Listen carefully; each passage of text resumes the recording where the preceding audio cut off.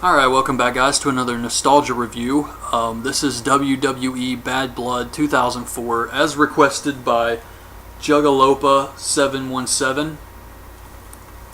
The next show I'll be doing is Halloween Havoc 98. Looking forward to that one actually. And this show took place in Columbus, Ohio. It was the last WWE show to use the title Bad Blood. I think there was 3 total. And this show itself was just very average. I mean, just not a lot to this one. It was alright. The main event was good. It lasted a really long time. And it's just a lot of the other matches just didn't really do anything for me. It was a very just average, mediocre show, pay-per-view. And the first match was La Resistance, who, funny enough, I looked these guys up on Wikipedia, just for the hell of it, and someone wrote that they are the Guardians of Truth in Ring of Honor. And I'm pretty sure that the Guardians are the Headbangers. I just thought it was funny, somebody put that on their Wikipedia page. But La Resistance versus Chris Benoit and Edge for the tag titles. Now, La Resistance are the champions. They come out, they sing the Canadian national anthem until Edge's music hits. Benoit is actually the World Heavyweight Champion at this time, so he's doing double duty tonight. Benoit gets Conway, I believe, in the crossface, but Kane comes out. He hits a big boot on Edge and Benoit, choke slams them both, throws Benoit into the steel steps because they have a match later. So he's working over Benoit. And that was it. Benoit and Edge win by disqualification, so La Resistance are still the champions. I didn't really care much for this. Most of the match was La Resistance getting the heat on Edge. Benoit really didn't do a whole lot. And it just felt like Edge and Benoit were just kind of thrown together, and it just felt like filler. So that one was a pass for me. Chris Jericho versus Tyson Tomko with Trish Stratus. Didn't really care much for this either. I've never been a big Tomko fan, and this match was just decent at best. Trish gets on the apron. Tomko accidentally knocks her off. Jericho kicks him in the back of the head for the win. That was it. Backstage, Randy Orton tells Todd that he will be celebrating his 6-month anniversary as Intercontinental Champion. The longest reign in 7 years. And as he's cutting this backstage interview, this was great. The fans are booing, and he can hear them. So he starts yelling at them from backstage. And he grabs the mic and he heads out to the ring. He just starts insulting the fans, saying that he is greatness. And this was really good. I really like that. I know a lot of us talked down about Randy Orton's promo skills as of late, but this was really good, surprisingly awesome that he just heard them booing and then he did the spot, went out to the ring. I thought it worked. It was great. Shelton Benjamin comes out, says he needs to shut up and they can wrestle now. So we get Randy Orton versus Shelton for the Intercontinental title. This match was good. Ric Flair comes down to ringside because this is when Evolution and all of that was taking place. Benjamin covers Orton after a T-bone suplex, but Flair puts Orton's foot on the ropes, so Benjamin goes after Flair, puts him in a figure 4, and rolls Randy Orton up into a small package at the same time. That was a pretty cool spot. Shelton hits the crossbody off the top onto Orton, but Orton rolls it over and then holds the tights for the win. So I thought both guys looked good here, and this was a good match. Lita versus Gail Kim versus Victoria versus Trish Stratus with Tomko in a sudden death fatal 4-way for the women's title. Now these are 4 of the best female wrestlers ever, and I thought they did an okay match. Tomko pulls Lita off of Trish, so the ref makes him leave.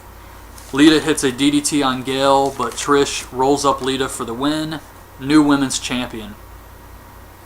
I thought it was okay with the whole 4-way thing. I thought they did a good job with this. Could have been a lot better. I expected more with these 4 women because they are, really talented as far as female wrestlers go. They're, I guess, the top of the food chain. and I just expected a little bit more, but it was fine. And then we get this match. Eugene versus Jonathan Coachman on a pay-per-view. I mean, the pay-per-view was already short because, you know, Hell in the Cell was damn near an hour by itself. So the rest of the match was kind of weak. They gave Benoit and Kane a lot of time, but they really needed something other than Eugene versus Coachman. And my God, this match. I could never get into it. I kind of find the Eugene character offensive. I mean, it's a guy who's playing someone who's mentally challenged who is not mentally challenged. I don't know. It seems weird, very carny to me. But on to the match. Eugene rolls into a ball, and Coach rolls him around the ring. And Eugene rides Coach like a horse. At one point, Eugene gets distracted by a stuffed animal in the crowd. Coach calls some woman down to the ring with a tray of cookies. Eugene gets distracted. Coach slams his head into the tray. Lance Cade comes out and rips up the stuffed animal. Coach accidentally hits Cade, and Eugene hits a rock bottom and a people's elbow for the win. Afterwards, he hits a botched stunner on Lance Cade. I don't know what happened. To me, it looked like Lance Cade fell to his knees too early while Eugene was still going for the stunner. It looked like crap. William Regal comes down to congratulate Eugene, and Eugene hits another stunner on Coach. That was it. I was glad it was over. Then we get Chris Benoit versus Kane for the World Heavyweight title. And something sad about this is you could just tell. And everybody, we've all heard about Chris Benoit and how intense he was and how, you know, he was always serious, took everything in the business serious. And you can tell with him as the World Heavyweight Champion, he loved it, man. It's written all over him. He was at the top. He was living his dream. He finally made it. He was carrying himself like a champion. He took that very, very seriously. And it was just so sad because you could see him at this time in his life and he was just so happy. And it kind of made me depressed a little bit. But as far as the match goes, Benoit hits 6 German suplexes on Kane, hits the diving headbutt. Kane hits a choke slam, but Benoit kicks out. Kane goes for the top rope clothesline, gets caught in the crossface. He powers out of it, but Benoit rolls him up for the win. That was it, really.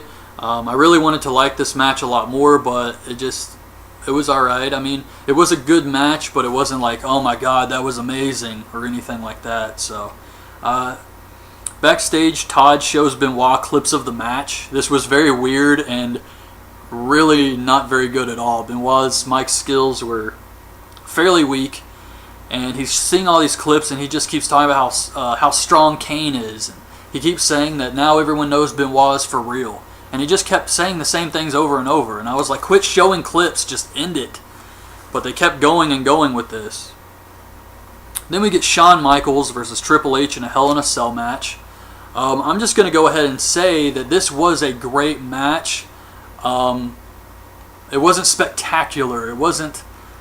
I don't know. There was something missing. And I think what it was towards the end, they were using a lot of psychology, and it was great. I like that, but towards the end they did it a little too much where they were both so tired they were like laying on each other. And I thought they just did that a little too much, and it lasted a little too long. That's my only complaint with this match. I really liked it. I know what they were going for. I thought they just went a little overboard with that towards the end. That's just my personal opinion. But the match itself had good build. I like the rivalry of Michaels versus Triple H. They had some good build with them trying to screw each other out of the World Heavyweight title. And we finally have it. This is the blow-off Hell in a Cell. And I thought that was really good build for this. Shawn Michaels is selling the back problems he's had. Triple H takes advantage of it. Triple H actually gets busted open in the match. And then he brings in one of the old-school blue steel chairs, which I liked. And he hits a couple sidewalk slams on him. He brings in these steel steps, and Michaels gets busted open. big time. I mean, he's bleeding a lot all over his face. Triple H will get busted open again later and start bleeding a ton too, which is good. This is a feud that had been building for a while. These guys, best friends turned enemies. They hate each other. They just want to end this feud. So I think blood helped that situation.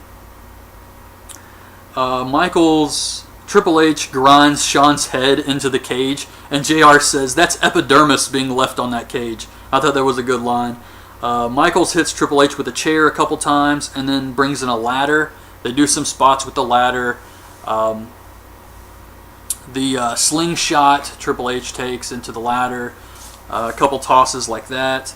Triple H brings in a table. Michaels hits an elbow drop off the top of the ladder onto Triple H through the table. And then they started laying on each other for a very long time. They'd get up, they'd slowly climb up, and then they'd be holding on to each other. Triple H would hit a pedigree, and he just couldn't cover him. He was just way too weak to make the cover. And like I said earlier, that's my only complaint. They did that just a little too much. But after 3 pedigrees, Triple H is finally able to fall onto Shawn Michaels, pin him 1, 2, 3. Triple H wins the match. Afterwards, Evolution comes down to help Triple H to the back. And Batista's hair looked absolutely ridiculous. So that was it, really. That was Bad Blood 2004. Average show. Kind of just a mediocre pay-per-view, if you ask me. Cell match was good, but everything else was just kind of average. So that's it. If you want to know what I'm going to do next, I said earlier in the video it's going to be Halloween Havoc 98. If you want to try and go ahead and watch that before I get the review up. I know some of you guys like to do that. So that will be the next pay-per-view. I'm going to try and do WWF, WCW, then ECW, and kind of alternate between those 3. So yeah, the next one is WCW and then ECW again. So Halloween Havoc 98 coming up soon. I'll have my review of tonight's SmackDown up right after this video. So hope you guys enjoyed this review. Leave your thoughts on Bad Blood 2004 in the comments below, and thanks for watching.